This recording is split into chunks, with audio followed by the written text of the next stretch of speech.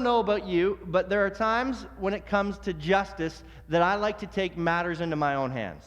That certain things happen that are so unfair that I want to take matters into my own hands. Watch this video clip this morning. Look at that fluffy.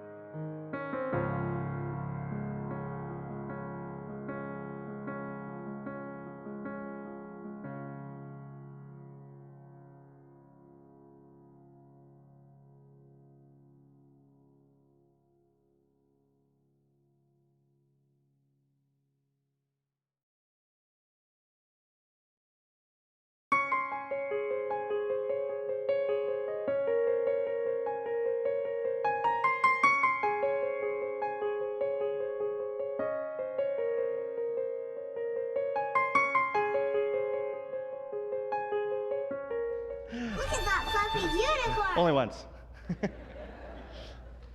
I don't know about you, but there are times where I want to take things in my own hands when things are unjust.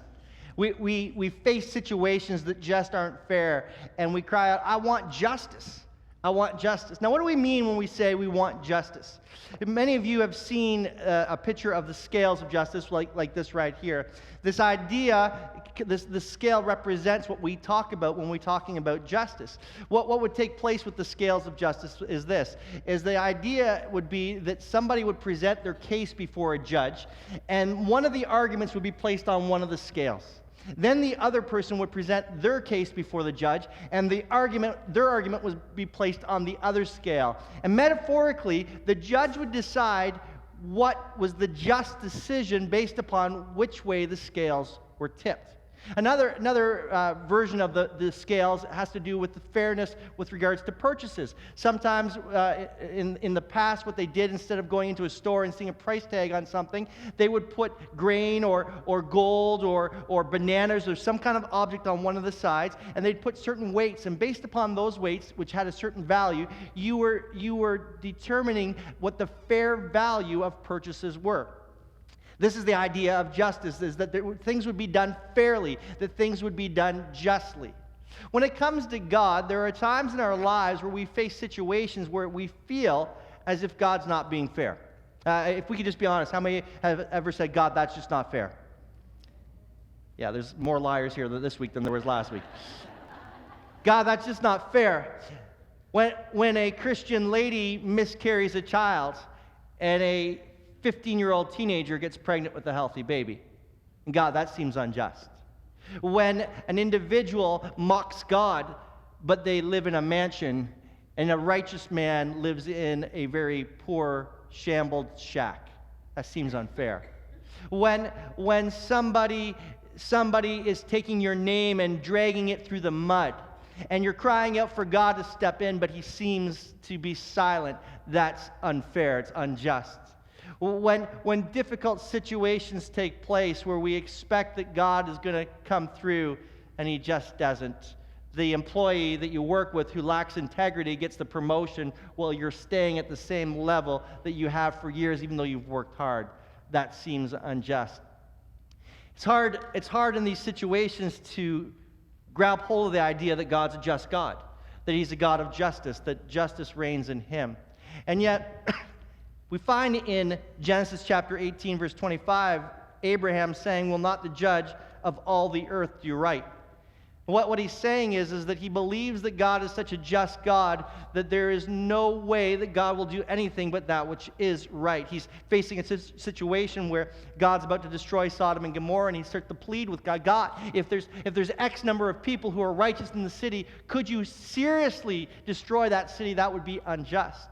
God, if there's this many people in the city, could you really do this? Could you really destroy the city? Because that would seem unjust, God."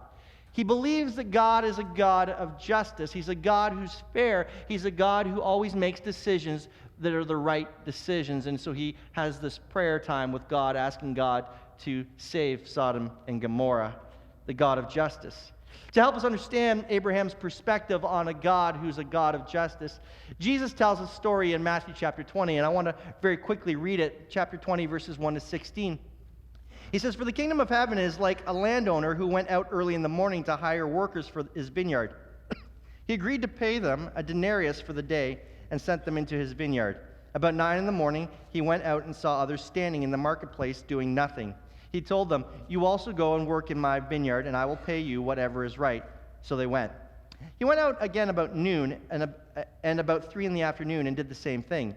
About 5 in the afternoon, he went out and found still others standing around. He asked them, 'Why have you been standing here all day long doing nothing?' 'Because no one has hired us,' they answered. He said to them, 'You also go and work in my vineyard.' When evening came, the owner of the vineyard said to his foreman, 'Call the workers and pay them their wages, beginning with the last ones hired and going on to the first.' The workers who were hired about 5 in the afternoon came and each received a denarius. So when those who came who were hired first, they expected to receive more. But each one of them also received a denarius. And when they received it, they began to grumble against the landowner. 'These who were hired last worked only an hour,' they said, 'and you have made them equal to us and have borne the burden of the work and the heat of the day.' But he answered one of them, 'I'm not being unfair to you, friend. Didn't you agree to work for a denarius? Take your pay and go. I want to give the one who was hired last the same as I gave you. Don't I have the right to do what I want with my own money?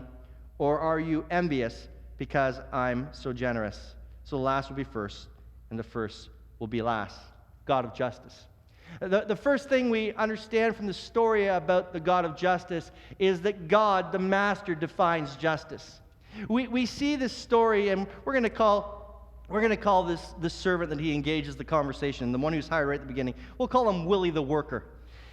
Willie's been hired on at the beginning of the day, 9 in the morning, and he's agreed to 1 denarius to work for the entire day, and he feels that's a pretty fair, pretty just payment.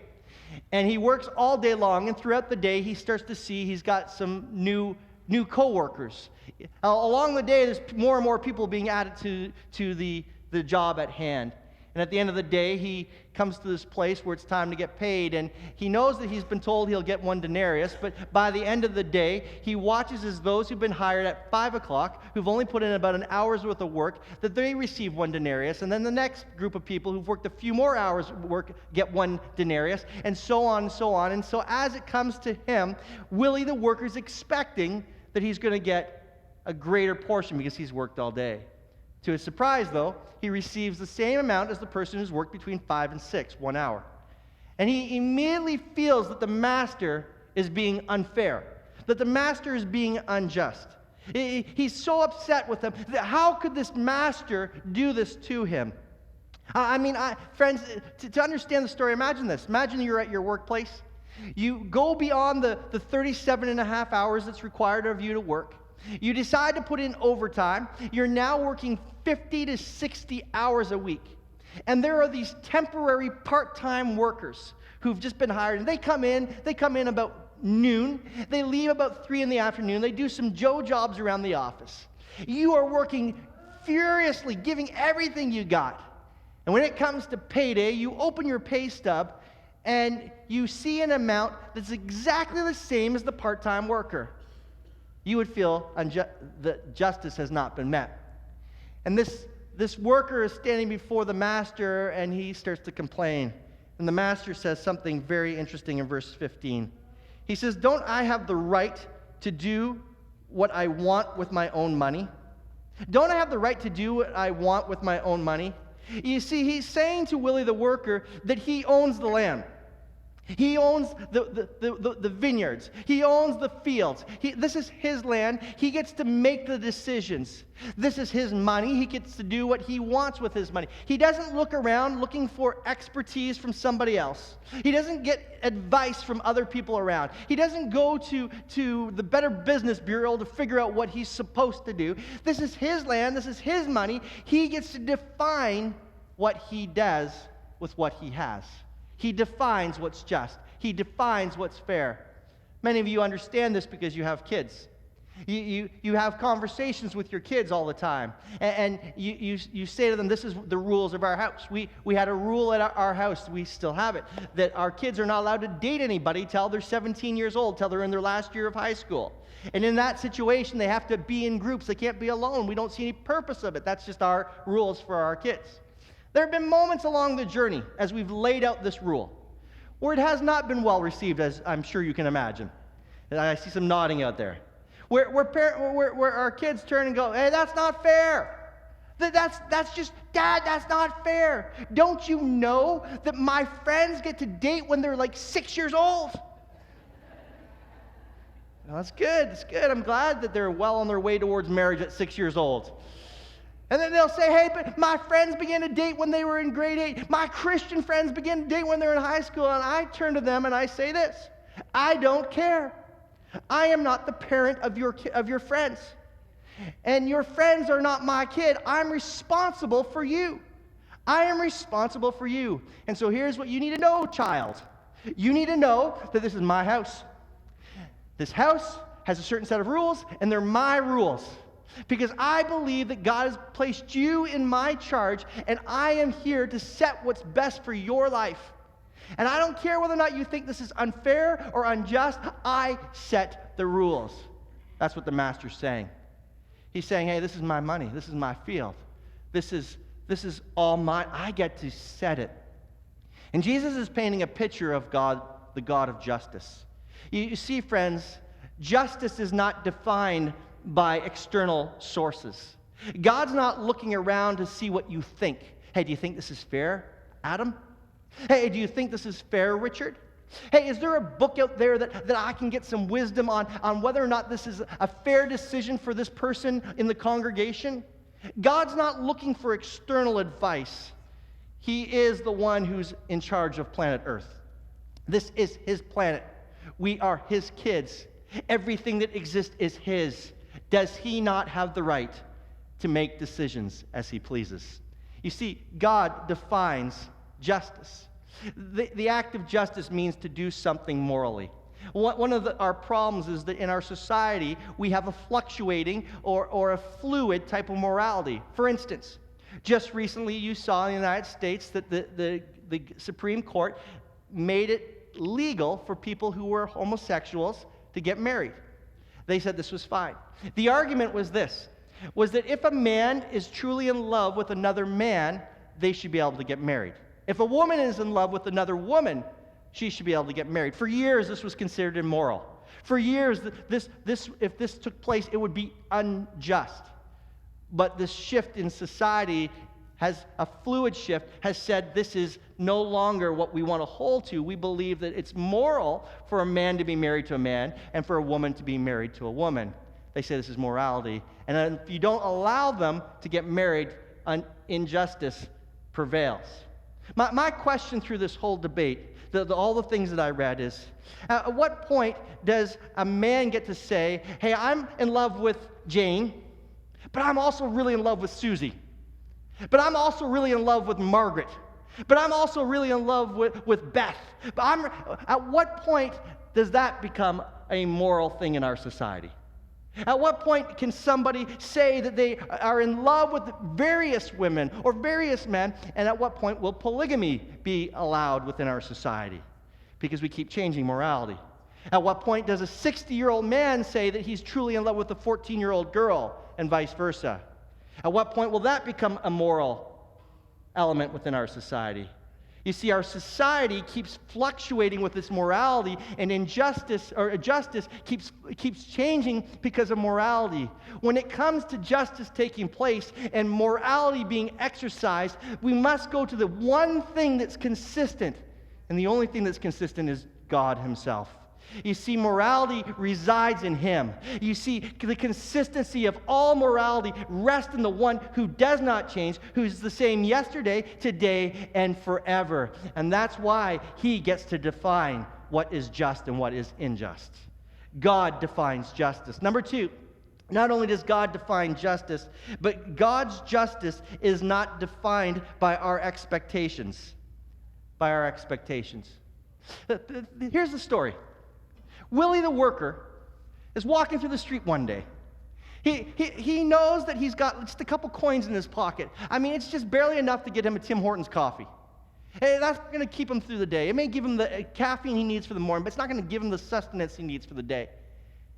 And so he begins to look for work, and here's the master of this story, and the master is hiring people. And so Willie the worker says, hey, I'm willing to work your fields. I'm willing to work your vineyard.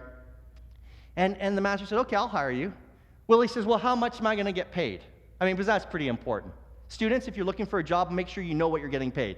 Really, really important. He says, how much am I going to get paid? And the master says, well, a full day's work, out in the heat, out in the sun, I think that is worth 1 denarius.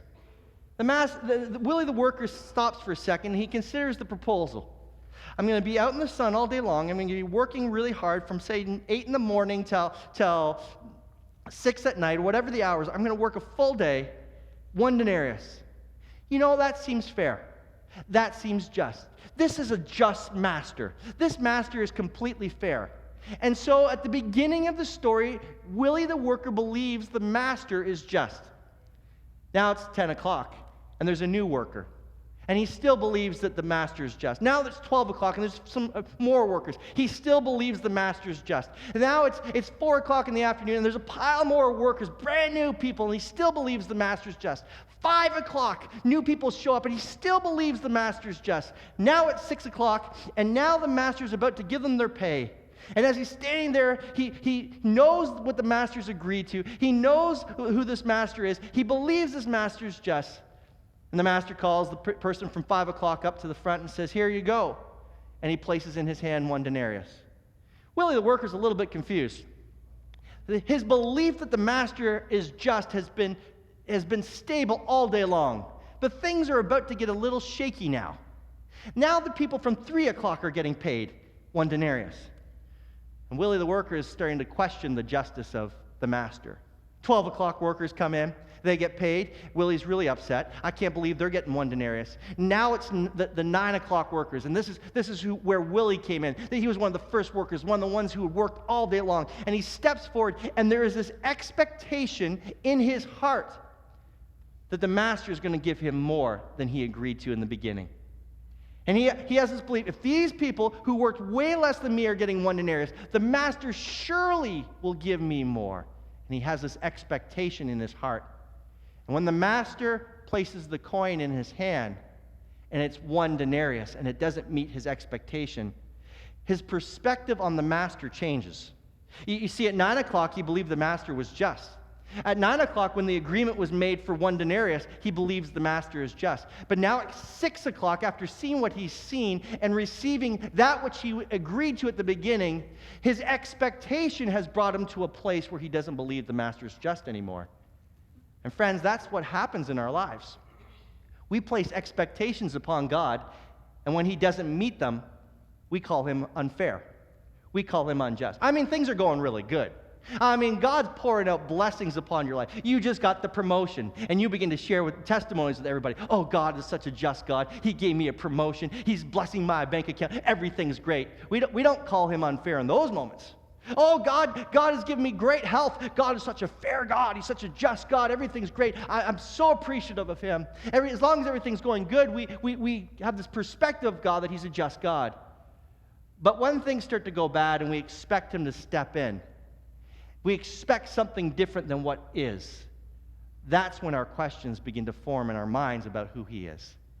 Honestly, how many of you don't need to raise your hands, have ever been in a situation where you placed expectations upon God? Expectations that he would do something and he didn't do it, and you begin to wonder how fair he really was. God, why didn't you heal this person? God, why didn't you save my spouse? God, why didn't you protect my child? God, why didn't you give me that job? God, why didn't you do this? I had this expectation. I prayed. I fasted. I did everything I was supposed to, and you didn't do anything. I'm not sure you're a fair God. I'm not sure you're a fair God. But God's justice isn't defined by our expectation. I want you to imagine this. I want you to imagine that you've been accused of some crime. Okay, so you get accused one day. You come to church, and one of the ushers pulls you aside and says, "I want to talk to you." And the next thing you know, there's a cop at the door, and they say, "You're stealing from the church."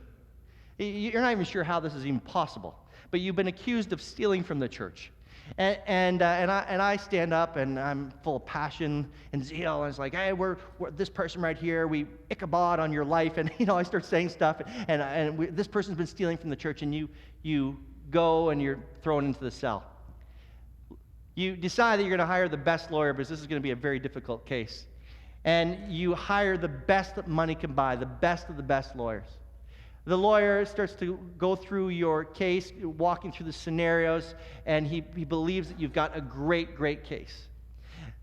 The next time you meet, this lawyer is incredibly excited. He's bubbling with joy. He says, "You'll never believe it. We have a certain judge. We have this judge, Judge Judy. And Judge Judy is the fairest judge there is in the land.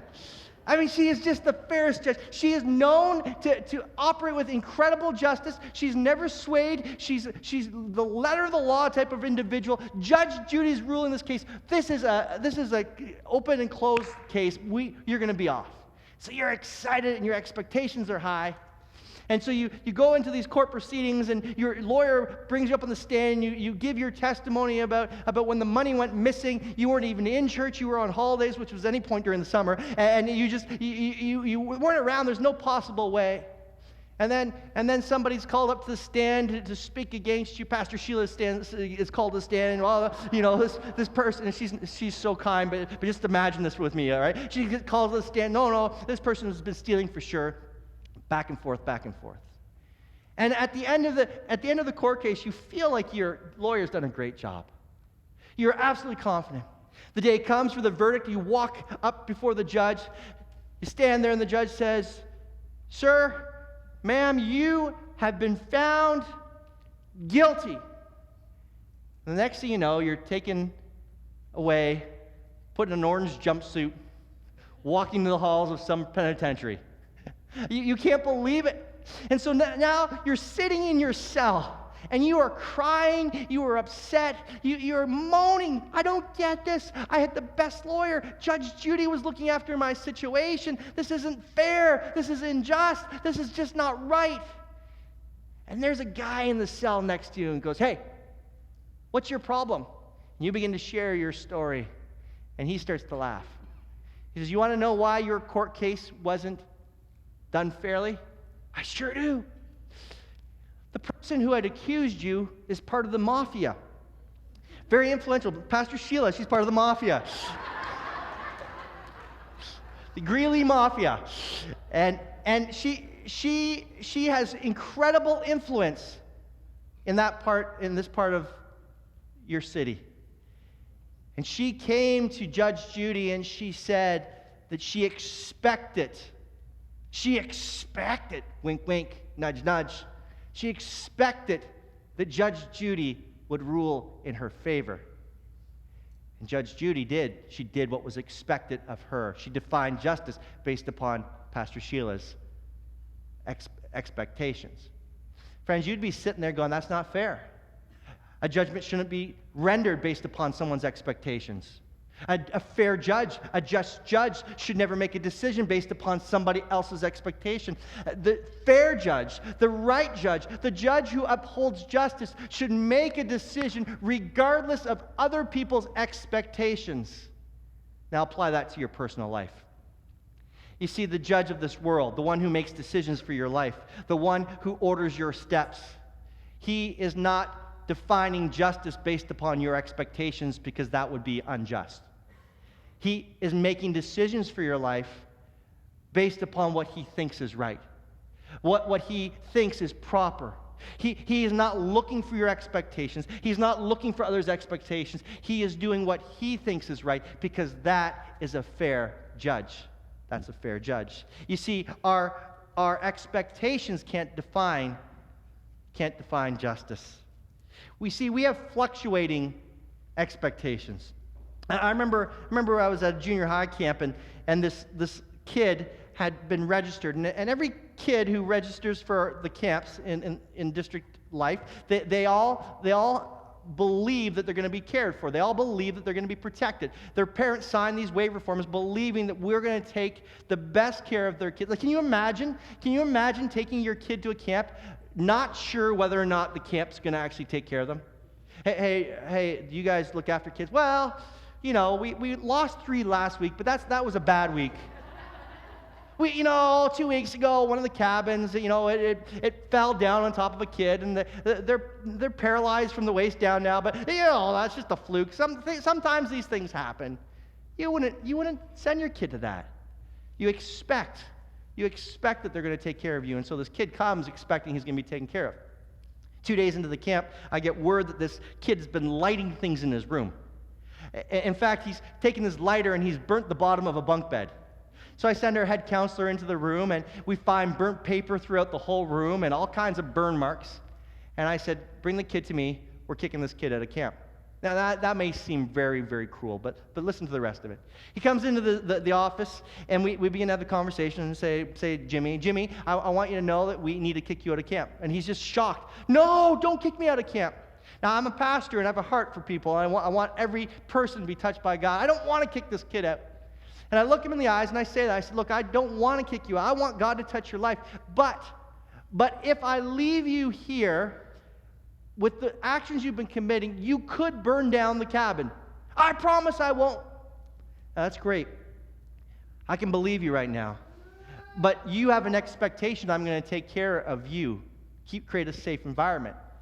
The rest of the kids have the same expectation. And if 2 days later you start to get annoyed with somebody and the lighter comes out and you light up a few papers and you drop it by accident and the cabin burns down, what's going to happen to me? What's going to happen with the parents of the kid who's died? They had an expectation that I would take care of their kids, and if I leave you here, then I am not going to be able to meet that expectation. He has an expectation I'm going to take care of him, but he wants me to put the risk of other people. His expectations fluctuate. And for some of us, we have the same issue with God. We expect certain things of God. We say, God, in this world, we want to have free will. We want to be able to make decisions. We don't want to be forced to serve you. We don't want to be forced to do your will. We don't want to be forced to abide by a certain amount of rules. We want to do this out of relationship. You should give us free will. We expect that of God. We know that if God doesn't give us free will, then all we are is robots. All we are is individuals who have God's computer chip inside of us, and he just tells us what to do, and we just do it. That's not a relationship. So we have this expectation that he'll give us free will. But then when something goes bad, when an individual who's exercising their free will gets drunk and gets into a car and kills somebody, then we go, where's God in that? When some situation takes place where somebody's exercising free will and the ramifications happen to your family, you go, where was God in that? You see, we have an expectation upon God that fluctuates from free will to, no, God, I don't want free will. Friends, I just want to explain something, that if God's going to be a God of justice, he has to operate outside of our expectations. Our expectations keep fluctuating back and forth. We want certain things one day and other things the other day. We want God to be gracious with us, but we want God to throw the book at this person, right? God, please be gracious to me. I know I've sinned, but please be gracious. That person sinned. Oh, kick him out of the church. Our expectations fluctuate. But if God's going to be a God who's just, if he's going to be a God who serves justly, he's got to do so outside of our expectations. So God defines justice. God's justice can't be defined by our expectations. And lastly, friends, God's decisions are never evil. I want you to hear that. Some of you are going through some difficult times, kind of wondering where God is, why God's allowing certain things to happen, why things are unfair. I want you to know that God's decisions are never evil. This man is so upset with the master. Master, I've served you so well all day long, and you gave me 1 denarius. You gave me one. You are no longer a fair master. And in verse 15, the master says to him, are you envious because I'm generous? Are you envious because I'm generous? You see, the master has been accused of an evil trait. When Willie the worker said, hey, master, you are unfair. You should have given me more. He was saying to the master that he was operating unfairly, unjustly, and friends, that's an evil trait. And the master picks up on this and he says, hey, are you envious because I'm generous? And he begins to unfold something. First of all, he unfolds the evil in the servant's heart. This word envious literally means to be pained by the evil in our hearts. He looks at this man and he knows that the man's heart has been turned against him. For 9 o'clock to 12, the Willie the worker was for the master. From 12 to 3, Willie the worker was for the master. From 3 to 6, Willie the worker was for the master. But when he began to see the circumstances, his heart got turned. His heart got turned away from the master, against the master. He began to have evil in his heart. And he identifies it. Friends, I think sometimes when we're in difficult situations, we accuse God of being evil. When we find ourselves going through difficulties, we begin to question what God's doing, and we begin to pin the evil of society, the evil of life, the evil of our context on Him. He's good. He's great. He's all the wonderful things when things are going well. Our hearts are towards Him. But when things start to go bad, God begins to point out the evil that's actually in our hearts, because we only call Him good when things are good. It's contextual. And the master looks at this guy and he says, look, I see something in you. Your heart's good when things are good. But when things are bad, your heart is evil. It's turned against me. And he reveals the evil in the servant. And then secondly, he begins to show the good in the master's heart. He says to the servant, I am generous. And literally that means I am good. How is it that the master can be good? I mean, how is it that this master who pays a guy who's worked 1 hour 1 denarius can be good when he's paid the guy who's worked 8 hours 1 denarius? I'll tell you how. Because the master kept his word. The master, you see, the just master keeps his word. Now, friends, let me tell you something. Let me encourage you today. There's going to be suffering in your life. Just doesn't that encourage you? Doesn't it encourage you to know that there's just going to be difficult moments in your life? Anybody encouraged? Everybody's quiet now, considering going to another church. There's going to be suffering in your life. And we think, oh, that's not fair. But let me tell you about the good master. He's a master who keeps his word. So let's look at what he says to us. Next slide. The master keeps his word. 2 Corinthians 4:17. For our light and momentary troubles are achieving for us an eternal glory that far outweighs them all. You see, in those moments where it feels like God's being unjust, in those moments when it seems like He's not being fair, He is actually rewarding us, setting up a reward for eternity. As you are going through those difficult situations and keeping your heart towards the master, He's rewarding you. He's keeping His word. Second verse is this. Psalm 34:19, the righteous person may have many troubles, but the Lord delivers him from them all. He will deliver you. He'll stay to His word. David's being chased by Saul. I mean, talk about unfair. The godly anointed king is being chased by the ungodly king. And what does David say? He says, the righteous person may have troubles. I may have Saul chasing me. I may have him throwing spears at me. I may have him sending armies out after me. But I know this, in the midst of my sufferings, in the midst of the unfairness that life seems to bring, that my God will keep his word and he will deliver me. And no matter how many times David found himself in the most difficult situations, God delivered him. Let me encourage you with this. The master is just because he keeps his word. And you may face difficult situations. You may face trials, but God will never take you out with those trials. He will deliver you. He's a master who keeps his word. Thirdly, 2 Corinthians 1 verses 3-4 says, praise be to the God and Father of our Lord Jesus Christ, the Father of compassion and the God of all comfort, who comforts us in all our troubles, so that we can comfort those in any trouble with the comfort we ourselves receive from God. Here's his word. He will comfort you. Friends, he will comfort you. I mean, how is it that you can face the death of a loved one and yet God's peace and his comfort rules your hearts? How is it that the bank account is dipping down so low that you start to see the numbers turn red, and yet there's this comfort in your heart?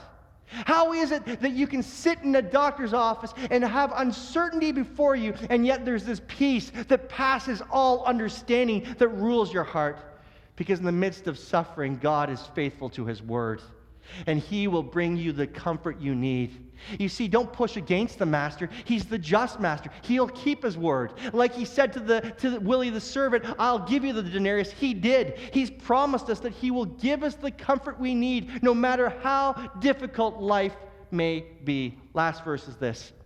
1 Peter 5:10, and the God of all grace who called you to his eternal glory in Christ, after you have suffered a little while, will himself restore you and make you strong, firm, and steadfast. Listen, friends, some of you may be going through some pretty unfair situations, but God will keep his word. He will be a just God, and he is growing you. There are things that are taking place in your life. There are things that he is doing. Now, I want you to know this. When evil comes your way, God did not send that to grow you. But in the midst of evil, God allows things to grow inside your life. That's his commitment to you. You're facing incredible difficulty. And God says, Jeff, I want to do something inside of you that will grow the faith you have, that will grow the trust that you have, that will grow the dependence upon me that you have. I want to grow something in you. And in the midst of some of the unfair situations of life, God doesn't choose to be unjust. He's being just by allowing something to grow inside of you. He'll be true to his word. And so the good master, the just God, he keeps his word. Secondly, the good master doesn't just keep his word, but he has a bigger perspective. He turns to Willie, the worker, and he says, listen to me for a second, Willie. He said, I could have paid them way less, but you don't understand my perspective. All you're thinking about is yourself. All you're looking at is your situation. Don't you know that I want to bless these 5 o'clock workers? Don't you know that I want to show my generosity? Don't you know that I have a plan that's bigger than your plan? I have a perspective that's so good. And I can see Willie the worker standing there going, oh, I didn't really think about you being generous to some people. I was really thinking that you might be generous to me. But Willie, you don't know what these men needed. You don't know what these men were crying out for. You don't know the bigger picture, but I do, and I wanted to show the goodness of who I am as a master by showing generosity to these individuals. And friends, there are so many times in our life where we're wondering why God's not stepping in. It feels like God's being unjust. But friends, his perspective is bigger than your perspective. There are things that he's withholding at times that he is withholding on purpose because he's got a bigger picture. There are things that he's allowing you to walk through that are there because he's got a bigger picture. Now, I'm not saying everything. I'm not writing it all off. But I'm telling you that there are times in your life when the injustices of life are there and God has a bigger picture. He doesn't stop being a good God. He doesn't stop being a just God. But he's standing there and he sees the full parade at once. And he knows that if he steps in right here, that you're going to miss out on this blessing and this blessing and this blessing.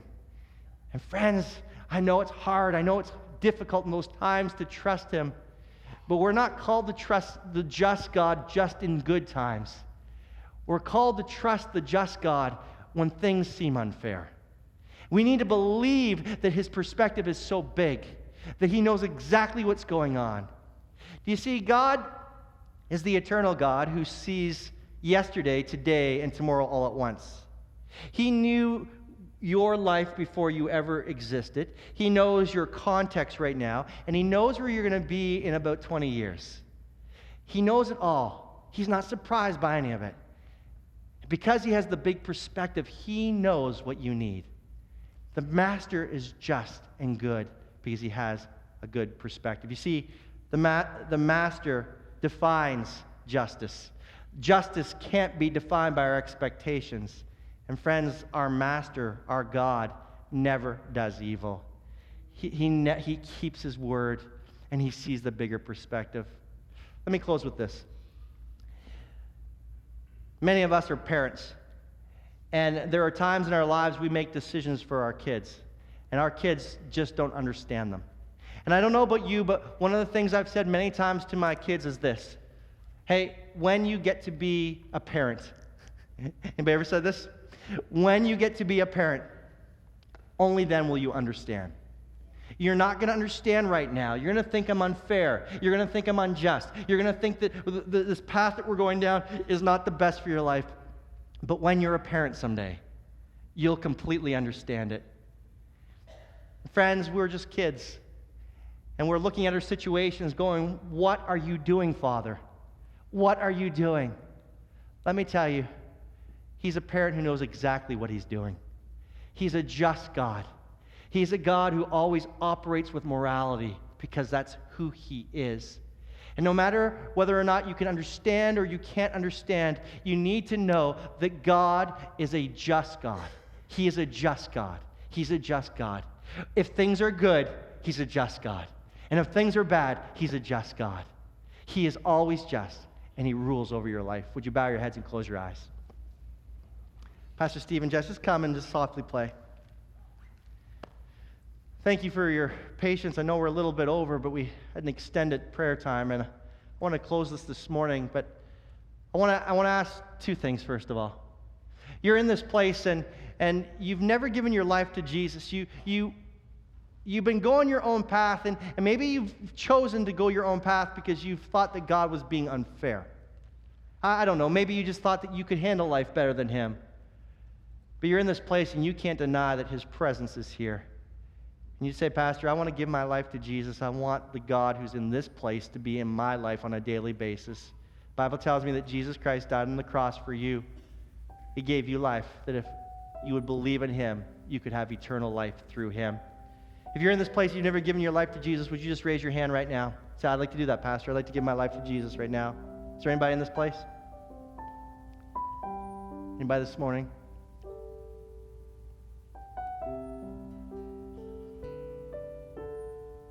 One last chance.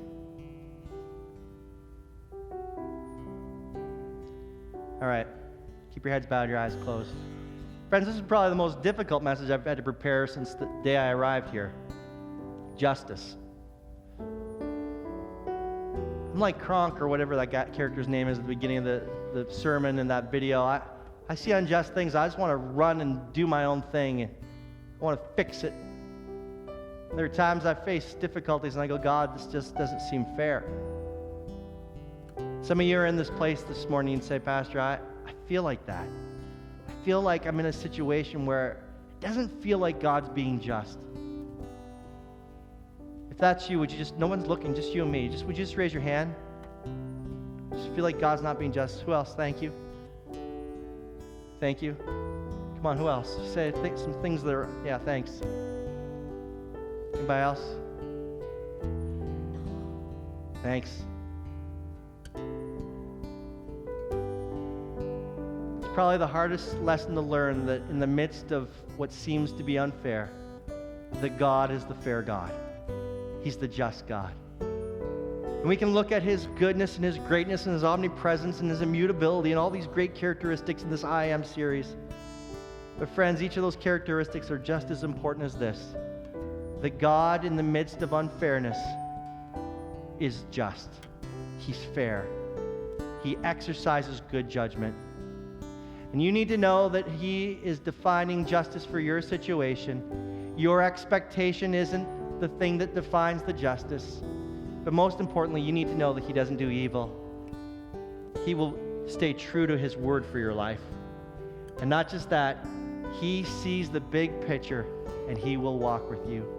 So God, this morning as we conclude this service, I pray that your hand would be upon those who are facing difficult situations, those who are going through trials that may seem so unfair, who are facing things that God, they just wish that you would step in and be the good judge.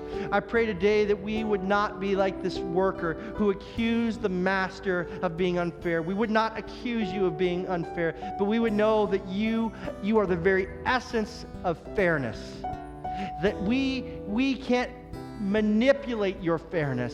Our expectations don't define that. But today, as we walk out of this place, we'll know that you will always be true to your word, that you will reward us in eternity, that you will grow us, that you will comfort us, that God, you will do incredible things through our lives, that you will step into our world, you will be there for us. I pray that we would know that you would stay to your word, and we'd also know that you see the big picture, and that we can put our life in your hands. You will always be good. God, this week, may we walk out of this place. May we exercise the justice of God with every person that we connect with. I pray that your hand would be upon us and that you would bless this congregation. Thank you so much for their lives. Be with them now, we pray, in Jesus' name. And everybody said, amen. Have a great week, everyone.